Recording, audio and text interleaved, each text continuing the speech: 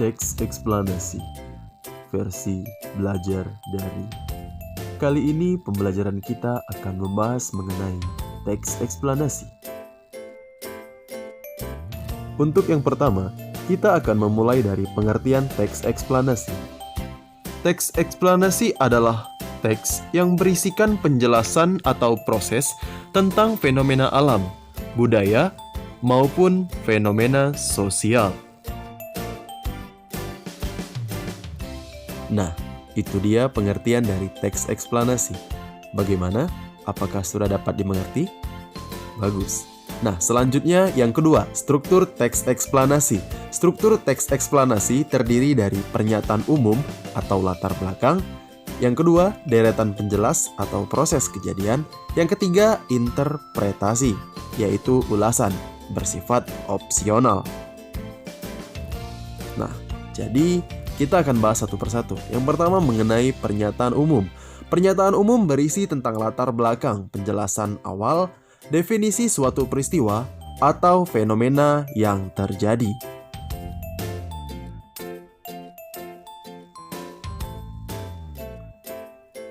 Untuk selanjutnya kita akan membahas mengenai deretan penjelas atau proses kejadian.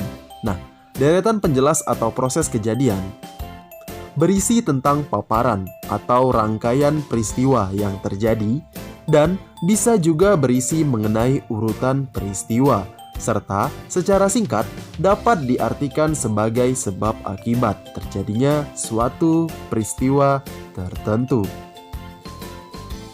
Nah, untuk struktur terakhir, interpretasi atau ulasan yang bersifat opsional berisi tentang penafsiran makna atau simpulan berupa pendapat penulis mengenai sesuatu yang telah dijelaskan dalam teks tersebut. Nah, inilah dia ketiga struktur dari teks eksplanasi. Yang pertama pernyataan umum, yang kedua deretan penjelas, dan yang ketiga interpretasi. Dengan tiga struktur tersebut, apakah kalian sudah mendapat gambaran bagaimana contoh dari teks eksplanasi? Belum? Kalau begitu, apakah kalian mau jika saya memberikan contohnya terlebih dahulu? Yakin kalian mau? Tidak menyesal? Ingat, penyesalan itu selalu datang di akhir, karena kalau di awal namanya pendaftaran. Tetapi sebelumnya, saya akan memberikan pantun untuk kalian. Dengarkan pantunnya ya. Nek lampir naik sepeda, gerandong makan bubur. Jangan lama-lama mendengarkan suara saya, ntar malam tidak bisa tidur. Baik, perhatikan contoh teks eksplanasi berikut ini. Silahkan kalian amatin dan kalian baca masing-masing ya.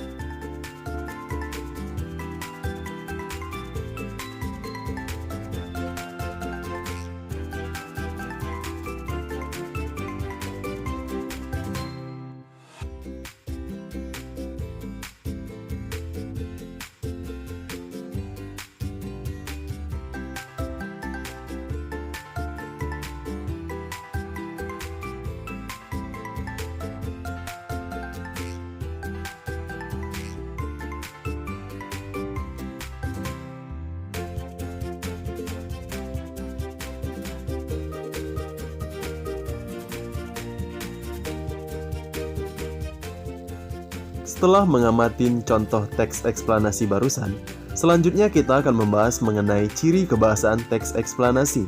Yang pertama menggunakan pola pengembangan kronologis. Yang kedua menggunakan pola pengembangan kuasalitas. Yang ketiga menggunakan kata istilah atau teknis. Yang keempat menggunakan kata benda, fenomena. Yang kelima menggunakan kata kerja, tindakan. Yang keenam menggunakan banyak kalimat fasih. Dan yang ketujuh, memuat informasi faktual atau fakta.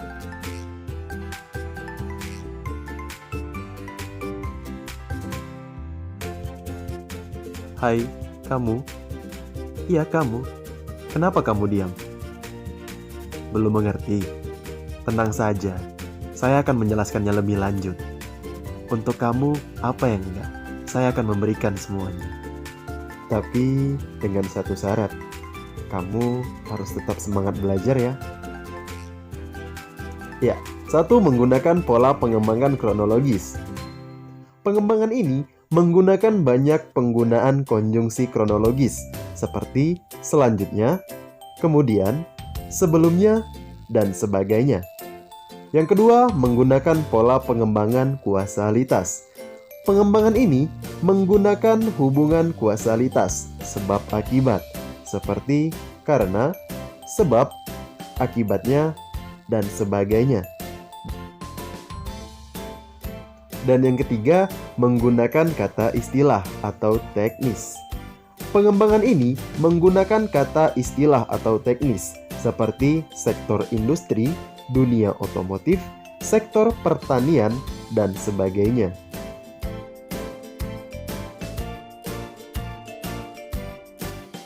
Yang keempat, menggunakan kata benda fenomena. Pengembangan ini menggunakan kata benda berupa fenomena seperti gerhana bulan, kerajinan tangan, angin topan, dan sebagainya. Yang kelima, menggunakan kata kerja tindakan.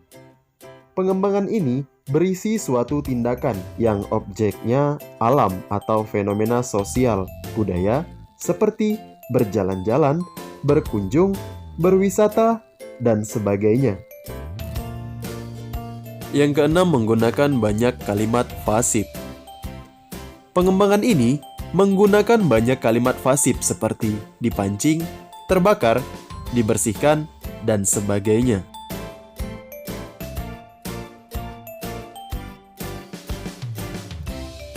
Dan yang terakhir, yang ketujuh, berisi informasi faktual atau fakta.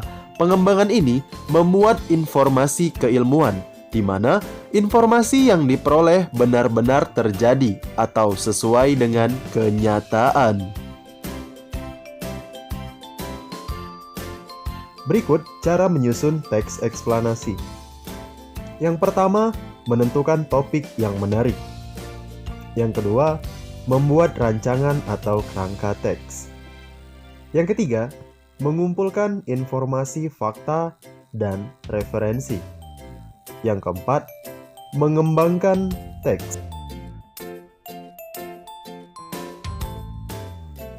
Yang kelima, menyunting teks atau melakukan pemeriksaan. Inilah dia langkah-langkah atau cara menyusun teks eksplanasi. Terdiri dari 5 langkah-langkah atau 5 cara. Semoga dengan adanya cara menyusun teks eksplanasi ini dapat mempermudah kita menyusun teks eksplanasi untuk berikutnya. Bagian terakhir adalah tujuan teks eksplanasi.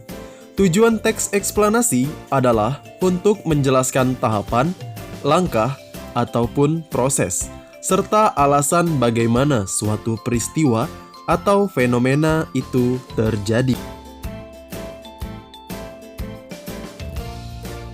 Demikianlah pembelajaran kita kali ini mengenai teks eksplanasi.